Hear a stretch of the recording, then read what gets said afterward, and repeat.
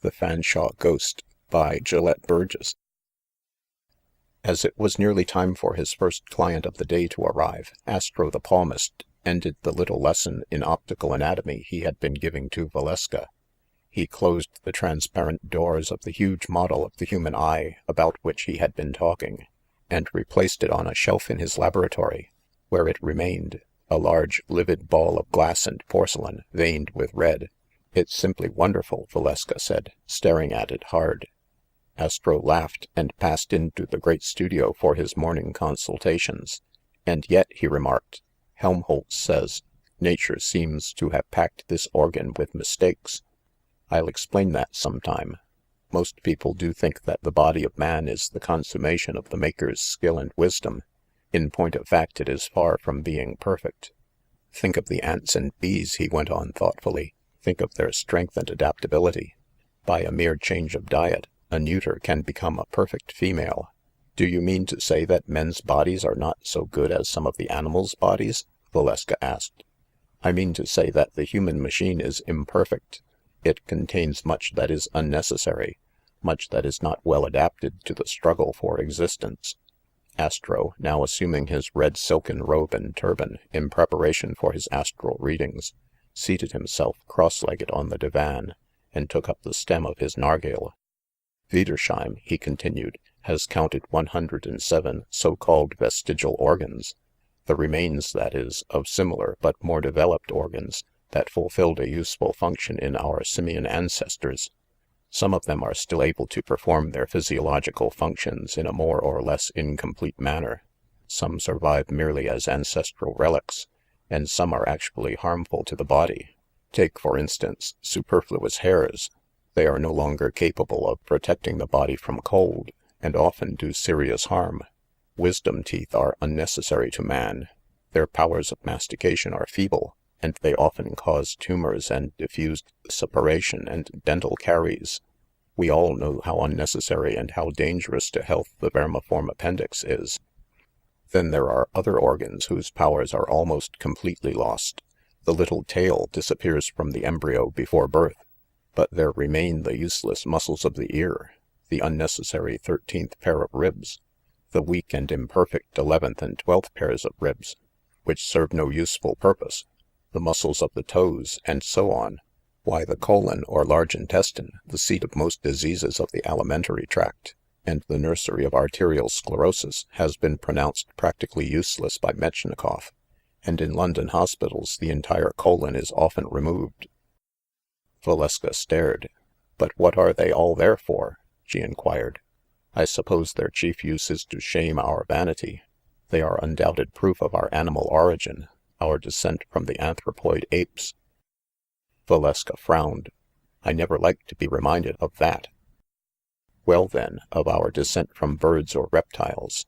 You have beautiful eyes, my dear, but you can't conceal that little part near the nose which is called the semilunar fold.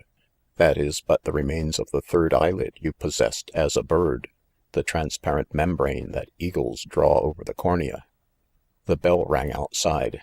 Astro the philosopher became on the instant Astro the seer, and dropped into his professional poise, calm, inert, picturesque, oriental.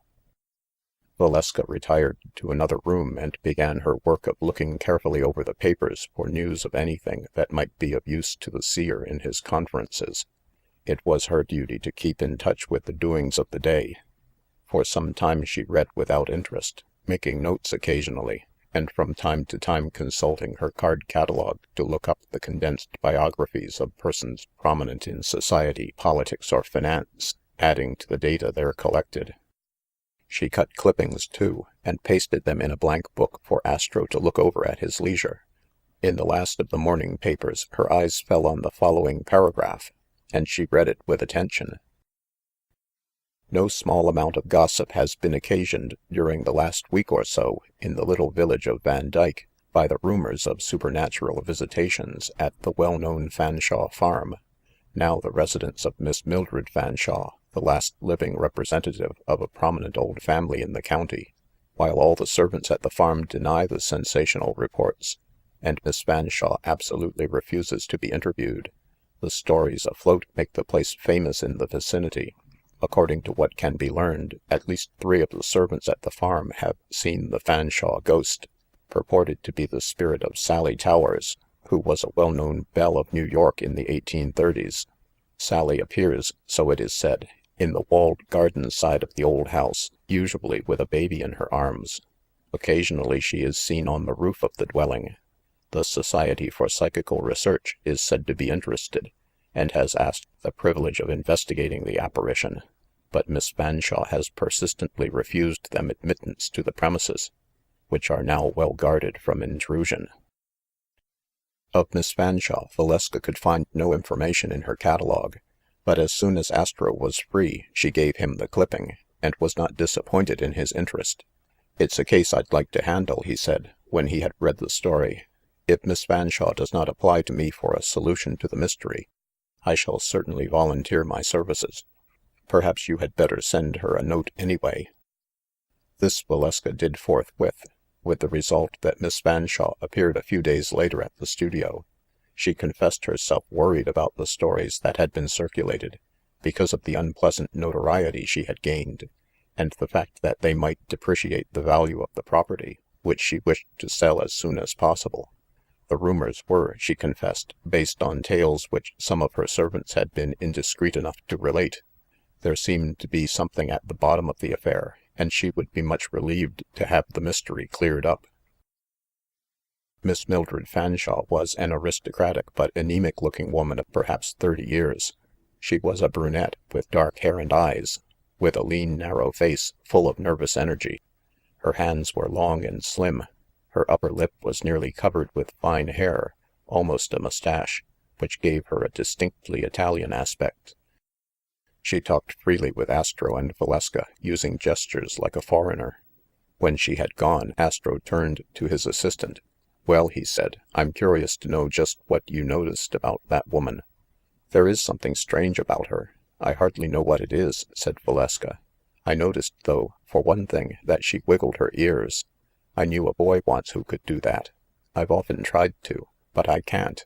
Then her mustache was a great blemish, wasn't it? It's a pity for a woman to have to suffer that. Then her eyes were queer. What was the matter with them?" Astro smiled. "And I have been lecturing you upon the eye for a fortnight. It was the semilunar fold I spoke to you about a while ago. It was extraordinarily large." "So it was, now I recall it." "That was funny about her being able to pick up a fork with her toes, like Stevenson at Velima, wasn't it? I always wanted to live in a country where I could go barefooted. We don't half use our feet, do we?" "Well, and the ghost?" "Have you no theory?" Astro asked. "Already? Of course not. How can we tell anything till we investigate the premises and see the apparition?" "Oh, we'll go down, of course, but it's scarcely necessary, I consider." Valeska's hands fell into her lap with a hopeless gesture. "Oh dear," she exclaimed, "I'll never learn anything. How in the world could you learn the secret of the ghost story just by talking to her?" "And watching her," he hinted. "But take her talk even. What did she say that might be significant?" "Do you mean about that operation she had for appendicitis?" Valeska considered it thoughtfully. "Let's see. She mentioned the fact that she had her vermiform appendix removed, and it proved to be abnormally large. But that doesn't prove anything to me. Think it over. See if you can't put it with what I have told you, and more important still, read Metchnikoff. I recommend to you his Prolongation of Life, but I won't tell you what chapter especially. There you'll find the missing link in the argument. You have already half of my theory, in the doctrine of vestigial organs, which you can apply to Miss Fanshawe's case. The other half I prefer you to work out for yourself. It's the simplest kind of deduction, and needs only corroboration at Fanshawe Farm. Let's see. She asked us to come down next Friday. That gives you 3 days in which to think it over." He rose and yawned. "I wish you'd buy me some blue paint and a brush," he added. "Now I must put in a little time on that new somniform experiment. I think I'm getting at it." But Valeska had no time to read Metchnikoff that week. Astro's absences from the studio were long and often, and Valeska, who had been preparing herself in palmistry, gave readings to all those clients who did not insist on a personal interview with the Master of Mysteries. It need scarcely be said that most such clients were men. Every moment of her time was occupied until Friday afternoon. On that day, at 4 o'clock, she met Astro at the Grand Central Station, and together they took the train for Vandyke Village to keep their appointment with Miss Fanshawe. "How little I know of you, Valeska," Astro said on the journey down. "Do you realize that it is almost nothing? You applied in answer to my advertisement for an assistant, and you know that it is not my habit to ask personal questions unless it is absolutely necessary. But to me, you are as mysterious as this Fanshawe ghost we are hunting down. I have always had a queer feeling about you, that I didn't want to know too much about your history, that it was a prettier situation to be ignorant of everything except this very happy present when we are working together." "Oh, let's be sure of that, and enjoy it," she breathed, turning her eyes away. "I am perfectly happy. I only hope that we shall both remain so." If Astro had intended by his remarks to give her an opening for a confession, she did not accept it, and he did not insist. Their talk changed to the business that occupied their immediate attention. Astro carefully reread the newspaper clipping. "The first thing is, of course, to get the accounts of the servants, and then to see the ghost for ourselves. Finally, we must lay the specter forever." "I have thought that the phantom might have been impersonated by one of the servants," Valeska suggested. "With that hypothesis, we should seek a motive," he replied. "I admit that's what has baffled me. Well, we must follow every clue, that's all." Miss Fanshawe's man met them at the station with an open carriage, and Astro, seating himself beside the driver, immediately began to draw him out on the subject of the ghost. The man was Irish and willing to talk. He himself, however, had not seen the spirit, though he believed implicitly in its existence. John, the stableman, had seen it, however, and Genevieve, Miss Fanshawe's maid. The third witness, an old woman who had been cook, had left the place, refusing to remain in a haunted house. Miss Fanshawe greeted them hospitably, and had them shown to their rooms by Genevieve. Before dressing for dinner, Astro and Valeska had the story from her. She took them herself into the garden and pointed out the scene of the visitation. A high brick wall screened the place from the street and enclosed it on 3 sides. The garden was laid out formally, with brick walls along the 2 axes of the rectangular space, and a circular pool with a fountain in the middle. The 4th side was shut off by the brick wall of the house itself, which there rose 2 stories in height. Along the south wall was planted a thicket of high bushes, interspersed with trees. This wall ran into the side of the house just below Miss Fanshawe's own chamber, whose window showed some 9 feet above. The maid's room was next. The northern wall was flush with the front of the house, which was decorated with a portico 2 stories in height. Above that was the sloping roof. "I've seen it walking up and down many a time, from my window over there," said Genevieve. "It always disappears in the bushes over there," and she pointed to the southern wall. "Once I saw it on the very top of the roof, waving its arms. Yes, it almost always carries a baby, and it's always in white, shroud-like. It always scares me stiff, but I won't leave Miss Fanshawe for it nor anything like it." "It's a queer thing that you and John are the only ones here who have ever seen it," said Valeska, looking at her fixedly. "Oh, the cook has seen it many's the time," said Genevieve. "But the cook left." "Yes, and good reason why, too. It came at her with a run once, and liked to scratch her eyes out." "It's queer that Miss Fanshawe has never seen it." "Ah, and I hope she never will, the poor dear. It'll be for no good if she does. It comes to warn her, I'm thinking." John the stableman's tale was almost the same. He too had seen the ghost on the roof of the house, and running swiftly along the garden walk, and often with the baby. In the year he had been employed at Fanshawe Farm, he had seen it, he thought, at least a dozen times. He appeared to share Genevieve's superstitious terrors, and had never dared to pursue the spectre. All this, of course, Miss Fanshawe had heard before, and with Astro and Valeska she discussed the probability of her servants possibly having conspired to give the house a bad name. But no motive for that was apparent, and Genevieve's devotion seemed sincere. The talk had already begun to wear on her.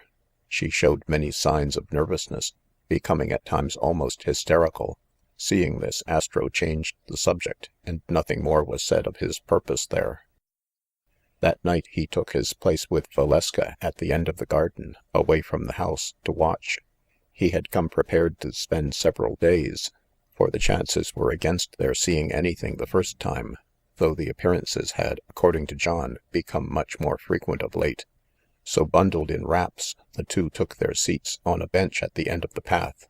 From here, most of the house windows were screened from them, but a clear vista up the center of the garden was illuminated by a moon beyond its first quarter. Miss Fanshawe, pleading indisposition, had retired to her room early. Beyond the seat there was a small door in the wall, opening on a path leading to the stable. Directly in front of where they sat was an old-fashioned sundial. It was altogether a romantic spot, one well fitted for a tryst, natural or supernatural. Perhaps Valeska thought it too romantic, for after sitting with Astro for a while, she rose and paced impatiently up and down. He did not try to keep her with him. Her nearness seemed dangerous to his concentration of mind, to his watchfulness. At 10 o'clock a sound behind him attracted his attention. Valeska was some distance away, and he did not call her, but stole to the small door in the wall and looked out. What he saw made him smile. He returned and, with a low whistle, called his assistant. "We might learn some things from Genevieve and John," he said a little sadly, "even if we don't learn much about the ghost from them." "Have you seen them?" she exclaimed. "They are bidding each other good night at the stable door." "Then," said Valeska, "it's my opinion that we'll see the ghost within a quarter of an hour. Let's sit down now and watch." They took their places on the bench again, and her hand stole into his. Was it the suggestion she had received from the servant's love-making, or did she begin to fear the spectre? With all his cleverness, Astro could not decide. But suddenly she sprang up, and now there was no doubt of her alarm. "There it is!" she exclaimed in a harsh whisper, pointing toward the shrubbery at the south wall. There it was at last, indeed, a seemingly sheeted form, bearing something that looked like a little child in its arms, stealing down the path. It approached them noiselessly. In the shadow of the trees it showed too indistinct for identification at that distance. Astro rose abruptly and took a step toward the house, when immediately the thing sped rapidly away. Astro broke into a run, but when he came to the house, nothing was to be seen. He went back to reassure Valeska, who stood staring, trembling with excitement, but without fear. Hardly had he reached her, however, when her voice rang out again. "There, on the roof!" she cried. Astro looked and beheld the figure gliding swiftly along the top of the building. The vision lasted only a moment, then disappeared. He spoke sharply. "Valeska, run up to Miss Fanshawe's room and awaken her. Tell her I want her to see this." Valeska ran up the brick walk, passed through a door in the middle of the south wall, and entered the house. The halls had been left lighted, and she found her way easily to Miss Fanshawe's room. Here she knocked on the door, at first softly, then with increasing vehemence. Trying the door, she found it locked. No one answered. She flew downstairs again, and was about to go for Astro when a sound attracted her attention. Down the hall, toward the back stairs, she saw something or someone pass and disappear. Her thoughts flew to Genevieve, and with a new desire to awaken Miss Fanshawe, she went upstairs again and knocked. This time there was a noise inside the chamber, a rattle, a chair being moved, and in a few moments the door was partly opened, and Miss Fanshawe looked out. At the same moment Genevieve appeared in the upper hall. For a moment Valeska could not decide what to say. If, as she suspected, Genevieve had been in some strange way impersonating the phantom, she dared not tell of it before her. She slipped inside Miss Fanshawe's room, which was not lighted. "We have seen the ghost, and Astro wished you to come out, but it is undoubtedly too late now. I wish your door had been unlocked, so I might have awakened you without making so much noise." Miss Fanshawe wrung her hands. Her long black hair streamed over her white nightdress. The costume and her aspect of extreme disarray made her figure almost grotesque. "It's terrible, terrible," she moaned. I don't see why I should be tortured so. I don't want to see it. I couldn't bear it." She broke into a violent fit of sobbing. Genevieve knocked at the door and entered. "I'll attend to her, miss," she said to Valeska. "I'm used to her when she has the hysterics, and I can calm her down if you'll only leave us." There seemed nothing better to do, and Valeska went downstairs and passed into the garden again. Astro strode up to her, a lighted cigar in his mouth. "Well?" Valeska narrated what had happened. "We mustn't be caught that way again. I'll ask her to leave the door unlocked tomorrow night. Well, there's nothing further to do tonight. I propose that we turn in." "But have you found out who or what it is?" Valeska asked, still trembling with the excitement. Astro smiled. "I'll have a trap for the ghost tomorrow, and if she appears you'll see. It's only a question of how to do it delicately and safely. But it's most amusing. I think I was never so entertained." "Why, did you see it after I left?" she asked. "I should say I did. It was as good as a circus. But you must go to bed. Good night." As they went out into the garden the next night, Astro showed Valeska a nickeled brass cylinder he had concealed in his inside pocket. "Here's what an automobilist calls an oil gun," he explained. "It works like a large syringe, and is loaded with blue paint. I might also mention that the lightning rod running up and down the house wall side of those windows is already painted bright blue.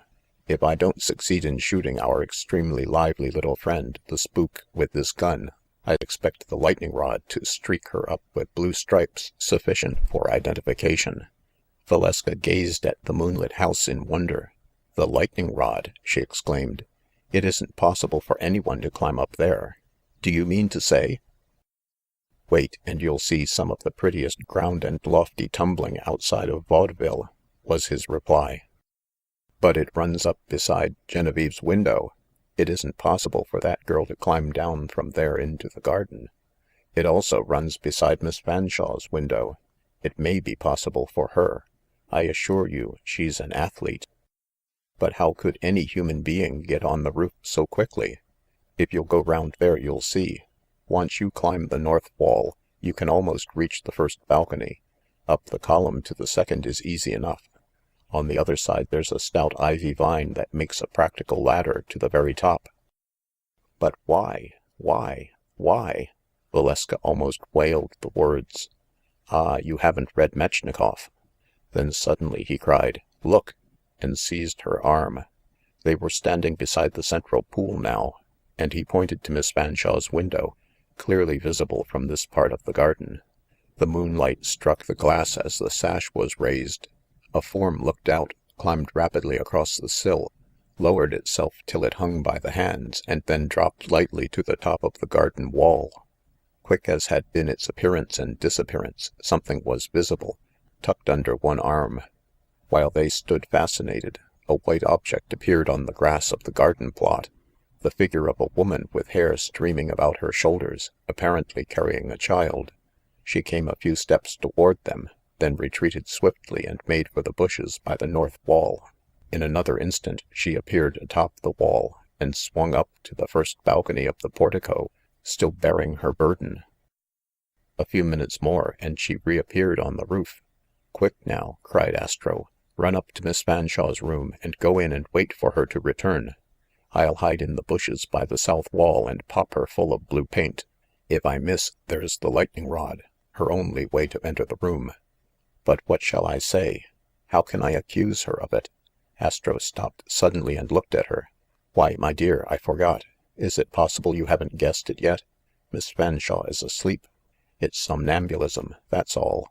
But hurry. Make any excuse if she's awake. If she's not, don't awaken her. Let her go to bed herself." Valeska flew into the house and upstairs. Miss Fanshawe had kept her promise and had left her door unlocked. Valeska entered. The window was still up. There was no one in the bed. One pillow was missing. On the instant, Valeska understood the secret of the baby that the spectre was supposed to carry. She slipped into the corner and waited. In a few moments a form appeared in the window, blocking out the light.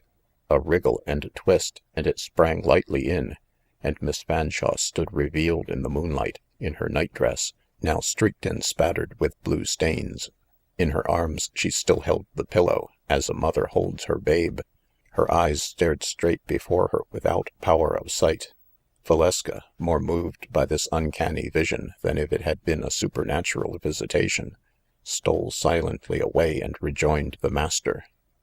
"I don't see how it was possible, even though I saw it with my own eyes," she said, as they sat down on the bench to talk it over before sleeping. "A frail woman like that to climb to the second story up a rod, to the roof even. I've heard stories of somnambulists before, but this is miraculous." "If you had read Metchnikoff," said Astro, smoking calmly, "you would have found that such a case as this is not rare, and you would have discovered the explanation. The fact is that in somnambulism and in hysteria, persons often revert atavistically to the characteristics of their simian ancestors. They are often able to jump and run and climb and even chatter like apes while in this abnormal condition. Miss Fanshawe, as we had already observed, possesses many still active functions of her monkey ancestry, which in most men and women have become atrophied with disuse. Her appendix was large, like those of the apes. She bore traces of this also in the hair on her lip, in her ability to use her ears, in the development of the muscles of her toes. It was evident to me at my first glance at her that she was, if not abnormal, at least peculiar. In her waking state, of course, she is a highly refined and cultured lady. Under the influence of hysteria, or in this strange somnambulistic condition, she merely reverts to type. You know that newborn babies can hang from their hands like monkeys, but soon lose that power. Miss Fanshawe loses her extraordinary agility in her waking moments, and regains it while asleep."